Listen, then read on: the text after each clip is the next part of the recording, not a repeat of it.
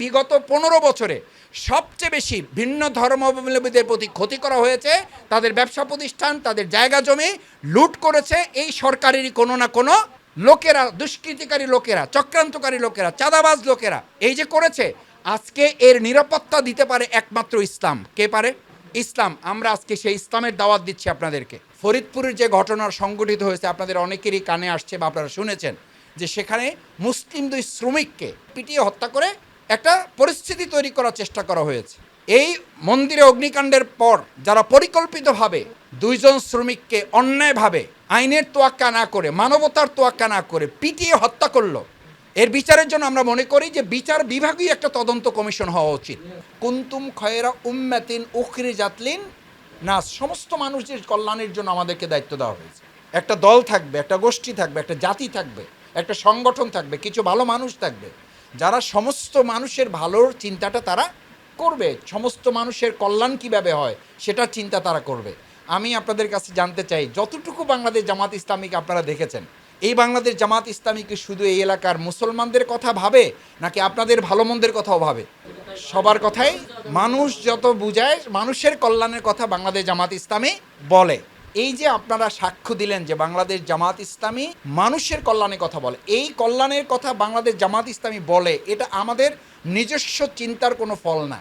এটা আমাদের স্রষ্টা মহান আল্লাহ তাআলারই নির্দেশ। নামাজ পড়া যেমন ইবাদত, রোজা রাখা যেমন ইবাদত, সমস্ত মানুষের কল্যাণ কামনা করাটাও ইবাদত। এটা আল্লাহর নির্দেশ, নামাজ রোজার মতো নির্দেশ।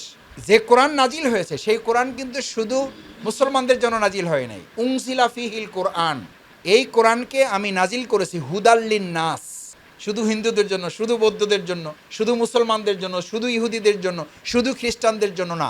গোটা কোরআন নাজিল হয়েছে সমস্ত মানব জাতির জন্য। সুতরাং এর মধ্যে আমাদেরও কল্যাণ আছে, এর মধ্যে আপনাদেরও কল্যাণ আছে, এর মধ্যে আমাদেরও ভালো আছে, এর মধ্যে আপনাদেরও ভালো আছে। সুতরাং কল্যাণ এবং ভালো কাজটা, ভালো কথাটা জানতে হবে, বুঝতে হবে।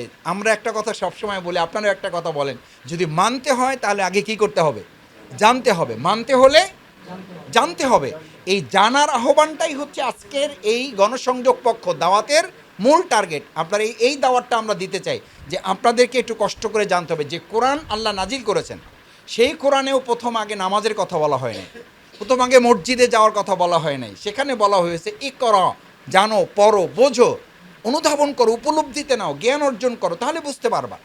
জানলে মানুষের মানাটা তার জন্য সহজ হয়ে যায়। সেই জন্য আজকে আপনারা এখানে আমাদের দাদা দিদিরা যারা আসছেন, আমরা তাদের প্রতি আহ্বান জানাই, বাংলাদেশের আজকের যে পরিস্থিতি, এরকম একটা পরিস্থিতিতেও আমি দৃঢ়ভাবে বিশ্বাস করি আজকের এই প্রোগ্রাম গোটা বাংলাদেশের হিন্দু, বৌদ্ধ, খ্রিস্টান, মুসলিম উম্মার সহমর্মিতার সাথে, সহনশীলতার সাথে অসাম্প্রদায়িক একটা পরিস্থিতি তৈরি করার একটা জ্বলন্ত উদাহরণ হিসাবে এই প্রোগ্রামটা গোটা বাংলাদেশের কাছে নয়, গোটা পৃথিবীর কাছে এটা একটা উজ্জ্বল প্রমাণ হিসাবে প্রতিষ্ঠিত হবে ইনশাআল্লাহ। কারণ কেউ কেউ আমাদেরকে উস্কাচ্ছে, কেউ কেউ আমাদের মধ্যে ষড়যন্ত্র করছে, কোনো চক্রান্তকারী, কোনো একটা চক্র মুসলমান এবং হিন্দুদের মধ্যে একটা সম্পর্কের ফাটল তৈরি করার কি করতেছে? চেষ্টা করতেছে। আমরা সজাগ সচেতন থেকে কোনো অবস্থাতেই এই চক্রের পাতা ফাঁদে আমরা কখনো পা দিয়ে হিন্দু, বৌদ্ধ, মুসলিম, খ্রিস্টানদের মধ্যে আমরা কোনো দাঙ্গা সৃষ্টি করতে, বাংলাদেশের এই 56,000 বর্গ হলে আমরা কাউকে করতে দেব না। সে যদি আপনার ভাইও হয়, আপনি কি তাকে সেই সুযোগ দিবেন? দিবেন না। কারণ তাতে আমরা ক্ষতিগ্রস্ত হব শুধু না, আমরা সবাই ক্ষতিগ্রস্ত হব। আবার আমাদের কোনো ভাইও যদি হয়, আমাদেরও দায়িত্ব হবে তাকে প্রশমিত করা, আমাদেরও প্রশমিত হবে তাকে থামিয়ে দেওয়া। কারণ ইসলামের নির্দেশনা হচ্ছে যে কুনতুম খয়রা উম্মাতিন উখরিজাত লিন্নাস, তোমাদের কল্যাণের জন্য বের করা হয়েছে। তুমিনুনা বিল্লাহ, তোমাদের দায়িত্ব দুটো, তা'মুরুনা বিল মারুফ ওয়া তানহাউনা আনিল মুনকার। এই যে তোমাদের কল্যাণের জন্য, মানুষের কল্যাণের জন্য তোমাদের দায়িত্ব দেওয়া আছে, সেখানে দুটো কাজ। এক, ভালো কাজের কথা বলবা, অন্যায় কাজ থেকে মানুষকে বিরত রাখবা। কোনো মানুষকে পিটিয়ে হত্যা করা, এটা কি ভালো কাজ হইতে পারে? এটা কি ঠিক হবে? আপনারা কি এটা করবেন যে আমি একজনকে হত্যা করে ফেলেছি, আপনারাও আমাকে ধরে গলা কেটে মেরে ফেলবেন? এটা কি আমাদের কারো দায়িত্ব হবে? এটা বরং সমাজে শৃঙ্খলার পরিবর্তে আরও বিশৃঙ্খলা, ব্যাপক পরিস্থিতি তৈরি করবে। বুঝতে হবে যে এই হত্যাকাণ্ড বা এই অপরাধ কার্যটা সে পরিকল্পিতভাবে কোনো একটা চক্রান্ত বাস্তবায়ন করার জন্য করছে। সুতরাং কোনো অবস্থাতে আমরা চক্রান্ত বাস্তবায়ন করতে দেব না। আজকে বাংলাদেশে আমরা মনে করি ফরিদপুরের যে ঘটনা সংঘটিত হয়েছে আপনাদের অনেকেরই কানে আসছে বা আপনারা শুনেছেন যে সেখানে মুসলিম 2 শ্রমিককে আপনাদেরই একটা মন্দিরে অগ্নিসংযোগের ঘটনাকে সংগঠিত করার কেন্দ্র করে সেখানে 2 মুসলিম যুবককে শ্রমিককে পিটিয়ে হত্যা করে একটা পরিস্থিতি তৈরি করার চেষ্টা করা হয়েছে। আমরা দাবি করছি এটার সাথে এই মন্দিরে আগুন যারা দিয়েছে তারাও এটা পরিকল্পিতভাবে চক্রান্ত করেছে, অন্যায় করেছে। আমরা মনে করি শুধুমাত্র বাংলাদেশের এখনকার যে সরকার এটা এর পরিকল্পিত এর সুষ্ঠু বিচার করতে পারবে না, এই কারণে যে এরা জনগণের সরকার না। এর বিচারের জন্য আমরা মনে করি যে বিচার বিভাগীয় একটা তদন্ত কমিশন হওয়া উচিত। আপনারা কি একমতের সাথে? বিচার বিভাগীয় তদন্ত কমিশন হলে নিরপেক্ষ একটা তদন্ত হবে এবং প্রকৃত দোষীদেরকে এখান থেকে সাব্যস্ত করা সম্ভব হবে। একই সাথে আমরা দাবি জানাচ্ছি এই মন্দিরে অগ্নিকাণ্ডের পর যারা পরিকল্পিতভাবে 2 জন শ্রমিককে অন্যায়ভাবে আইনের তোয়াক্কা না করে, মানবতার তোয়াক্কা না করে পিটিয়ে হত্যা করলো, এই যে একজন মায়ের মাত্র 2টো সন্তানই ছিল, সেই মা আহাজারি করে বলছে, আপনারা শুনেছেন যে আমার 2টা ছেলের একটা ছেলেকেও যদি ওরা বাঁচায় রাখতো তাহলে অন্তত দুনিয়াতে আমি একটু মার ডাক শুনতে পারতাম। তো এই যে নির্মম নৃশংস হত্যাকাণ্ড করেছে, আমরা কি এটা কেউ সমর্থন করি? প্রশ্নই ওঠে না, এটা কেউ সমর্থন করি না, এটা হতেই পারে না। এই জন্য আমরা আজকে এই অনুষ্ঠানের মাধ্যমে আজকের এই আপনাদের দাওয়াতি কার্যক্রমের অংশ হিসাবে আমরা দেশের আইনের কাছে, আইনের শাসনের তো আমরা মোটামুটি একটা একদম তলানিতে আছি, তারপরও যে বিচার বিভাগ আছে আমরা সেই বিচার বিভাগের মাধ্যমে একটা তদন্ত কমিশন করে এর সুষ্ঠু বিচার করার মধ্য দিয়ে মূলত আগামী দিনে এরকম আর কোনো ঘটনা যাতে সংগঠিত না হয় সেখান থেকে আমরা আমাদের বাংলাদেশকে পরিত্রাণ করতে পারবো ইনশাল্লাহ। কি বলেন? সম্মানিত দাদা এবং দিদিরা, আমি শেষ কথা যেটা বলতে চাই, ইসলাম হচ্ছে আমাদের কল্যাণের জন্য। কি কল্যাণ করতে চায়? দেখেন, রাসূল করিম সাল্লাল্লাহু আলাইহি সাল্লাম যে আইএমএ জাহিলিয়াকে পরিবর্তন করে সোনার মদিনা তৈরি করেছিলেন। সোনার মদিনার নাম তো শুনেছেন সবাই। সোনার মদিনা রাষ্ট্রে যখন ভিন্ন ধর্মাবলম্বী ছিল তাদেরকে প্রস্তাব দেওয়া হয়েছিল যে তোমরা চাইলে এখানে অবস্থান করতে পারো, আবার চাইলে এখান থেকে তোমরা চলেও যেতে পারো। ইতিহাস সাক্ষী, পৃথিবীতে এখন পর্যন্ত কেউ এটা প্রমাণ করতে পারে নাই যে সেখান থেকে কোনো একজন ভিন্ন ধর্মাবলম্বী ওখান থেকে বেরিয়ে গেছে, বরং প্রত্যেকে বলেছিল এরকম একটা নিরাপদ রাষ্ট্রে গোটা পৃথিবীতে আর কোথাও খুঁজে পাওয়া যাবে না। তার মানে হচ্ছে শুধুমাত্র সোনার মদিনায় সেই সময় ভিন্ন ধর্মাবলম্বী সমস্ত ধর্মের অনুসারী লোকদের নিরাপত্তা দিতে সক্ষম হয়েছে। আজকে দেখেন আমাদের এই বাংলাদেশ, এখানে মুসলমানদেরকে হত্যা করা হয়, মুসলমানদেরকে অন্যায়ভাবে ফাঁসি দেওয়া হচ্ছে। এখানে আমাদের জোর দখল করতে গিয়ে সরকার দলীয় লোকেরা অনেক সময় প্রভাব খাটিয়ে আমাদের অনেকের জমি, বাড়ি, দোকান, ব্যবসা প্রতিষ্ঠান দখল করে নিচ্ছে না। এবং এই সরকারেরই কোনো একটা গবেষণা প্রতিষ্ঠান গবেষণা করেছে যে এই বিগত 15 বছরে সবচেয়ে বেশি ভিন্ন ধর্মাবলম্বীদের প্রতি ক্ষতি করা হয়েছে, তাদের ব্যবসা প্রতিষ্ঠান, তাদের জায়গা জমি লুট করেছে এই সরকারেরই কোনো না কোনো লোকেরা, দুষ্কৃতিকারী লোকেরা, চক্রান্তকারী লোকেরা, চাঁদাবাজ লোকেরা এই যে করেছে। আজকে এর নিরাপত্তা দিতে পারে একমাত্র ইসলাম। কে পারে? ইসলাম। আমরা আজকে সেই ইসলামের দাওয়াত দিচ্ছি আপনাদেরকে। আপনারা যদি নিরাপদে জীবনযাপন করতে চান, ভালো থাকতে চান, নিরাপদে থাকার, ভালো থাকার একমাত্র গ্যারান্টি দিতে পারে যে ইসলাম প্রিয়নবী মুহাম্মদুর রাসূলুল্লাহ সাল্লাল্লাহু আলাইহি ওয়াসাল্লাম তার সময় সোনার মদিনা রাষ্ট্রে সোনার মানুষ তৈরি করে এরকম একটা নিরাপত্তার রাষ্ট্র তৈরি করেছিলেন।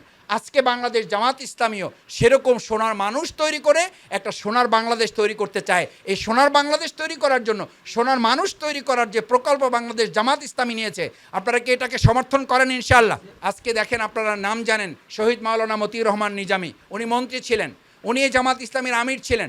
উনি বলেছিলেন যে আমরা 2 মন্ত্রী যদি 2 টাকার দুর্নীতি করে এটাকে প্রমাণ করতে পারে তাহলে আমরা শুধুমাত্র মন্ত্রণালয় না, আমরা শুধু এমপিগিরি না, আমরা জামাত ইসলামীর আমির আর সেক্রেটারি না, আমরা সহযোগী সদস্য পদ থেকেও প্রত্যাহার করব, নিজের অব্যাহতি নেব যদি কেউ প্রমাণ করতে পারে।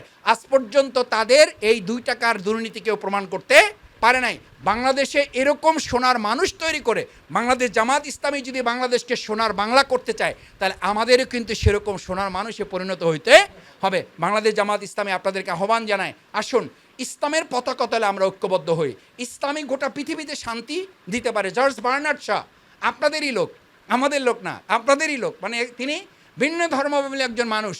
তিনি বলেছিলেন আজকের ঝঞ্ঝা বিক্ষুব্ধ এই পৃথিবীতে যদি আবার শান্তি প্রতিষ্ঠা করতে হয় তাহলে মুহাম্মদুর রাসূলুল্লাহ সাল্লাল্লাহু আলাইহি ওয়াসাল্লামের সেই আনিত বিধান ইসলামের মাধ্যমেই কেবল শান্তি প্রতিষ্ঠা করা সম্ভব। সুতরাং এই কথা শুধুমাত্র জর্জ বার্নার্ড শা না, আপনাদের বহু গণ্যমান্য ব্যক্তিবর্গরা এই কথা বলে রেখে গেছেন। সুতরাং এই যে আমাদের পার্শ্ববর্তী রাষ্ট্র, এই পার্শ্ববর্তী রাষ্ট্র, সেখানেও দেখেন সাম্প্রদায়িক অসাম্প্রদায়িক দাঙ্গা করে আমাদের মুসলিমদেরকে কখনো, মুসলিম ভাই বোনদেরকে কখনো হত্যা করা হচ্ছে, আবার কখনো অন্যায়ভাবে আমাদের সেখানকার নাগরিক তাদের উপর নির্যাতন নিপীড়ন চালানো হচ্ছে। একটা সাম্প্রদায়িক রাষ্ট্র কখনো সমস্ত মানুষকে শান্তি দিতে পারে না। আমরা আজকে সেই জন্য সম্প্রীতির কথা মুখে বললে হবে না, কাজে বাস্তবায়ন করতে হবে। আমরা বাংলাদেশ জামাত ইসলামী আজকে আপনাদেরকে এই যে বইগুলো উপহার দেওয়ার মধ্য দিয়ে আমরা আশা করি আপনারা একটু পড়ে দেখবেন, এবং বাংলাদেশ জামাত ইসলামের আজকের যে ইসলামের পতাকা তলে আপনাদেরকে ঐক্যবদ্ধ হওয়ার যে আহ্বান আমরা জানাচ্ছি, এই আহ্বানে আপনারা যেভাবে আজকে এখানে সাড়া দিয়ে এসছেন, এটাতে সামান্য সাময়িক কল্যাণ হবে, স্থায়ী কল্যাণ হবে যদি আমরা ইসলামের দিকে নিজেদেরকে দীক্ষিত করতে পারি। সেই প্রত্যাশা ব্যক্ত করে আবারও সবাইকে ধন্যবাদ, কৃতজ্ঞতা জানিয়ে আগামী দিনেও আমাদের যে কোনো আহ্বানে আপনারা সাড়া দিবেন এবং ইসলামকে নিজেদের জীবনের ধর্ম হিসাবে গ্রহণ করে দুনিয়ার কল্যাণ, পরকালীন মুক্তির জন্য আপনারা সিদ্ধান্ত গ্রহণ করবেন, সেই প্রত্যাশা ব্যক্ত করে সবাইকে ধন্যবাদ, কৃতজ্ঞতা জানিয়ে আপনারা ভালো থাকবেন। আমাদের জন্য আপনারা অন্তর থেকে আমাদের জন্য কল্যাণ কামনা করবেন, যাতে এই ভালো কাজগুলো আমরা চালিয়ে যেতে পারি। পারবেন তো ইনশাআল্লাহ? ইনশাআল্লাহ সেই প্রত্যাশা ব্যক্ত করে আবারও সকলের প্রতি কৃতজ্ঞতা জানিয়ে, বিশেষ করে আমাদের অনেক মুরব্বী দাদারা এসছেন, আমাদের দিদিরা এসছেন, আমরা তাদের প্রতি কৃতজ্ঞতা জানাই। তাদের নানান ব্যস্ততা সত্ত্বেও আপনারা এসছেন। আপনাদের সকলের কল্যাণ কামনা করে আমি আমার কথা শেষ করছি। আল্লাহ হাফেজ। আসসালামু আলাইকুম ওয়া আলা মান ইত্তাবা'আল হুদা। অত্যাচার থেকে বাঁচতে পারবেন আশা করি। ঠিক আছে, তাদের ভিতরে একটা মন মানসিকতা আছে যা আমি বুঝতে পারতেছি। তো আমার বিভিন্ন ব্যক্তিরা আলোচনা করবেন, ঠিক আছে। আশা করি আরেকদিকে কিছু নিয়ে আসবো। আপনাকে সবাইকে ধন্যবাদ, আর যারা আজকে এই আয়োজন করছে তাদেরকে অনেক অনেক ধন্যবাদ। জামাতে ইসলামী বাংলাদেশ, জামাতে ইসলামী বাংলাদেশ, জামাতে ইসলামী বাংলাদেশ, জামাতে ইসলামী বাংলাদেশ। গড়বে গড়বে আল্লাহর হুকুমাত, গড়বে গড়বে খেলাফতে রাশেদা।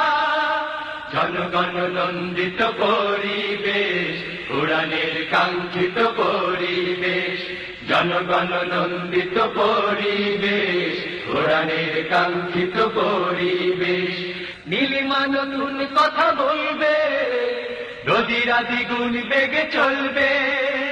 নীলিমা নতুন কথা বলবে, নদীরা দ্বিগুণ বেগে চলবে। বইবে দক্ষিণা নিয়ে ফাগুনের রেশ। জামাতে ইসলামী বাংলাদেশ, জামাতে ইসলামী বাংলাদেশ, জামাতে ইসলামী বাংলাদেশ, জামাত।